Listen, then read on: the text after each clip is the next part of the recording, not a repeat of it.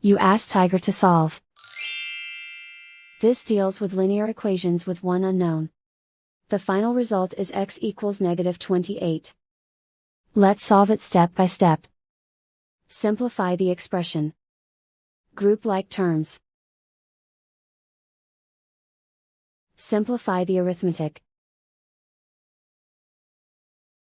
Group all constants on the right side of the equation. Add 16 to both sides. Simplify the arithmetic.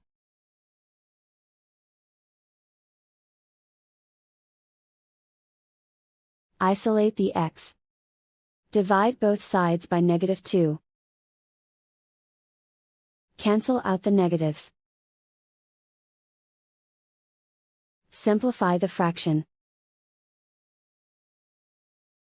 Move the negative sign from the denominator to the numerator. Find the greatest common factor of the numerator and denominator. Factor out and cancel the greatest common factor.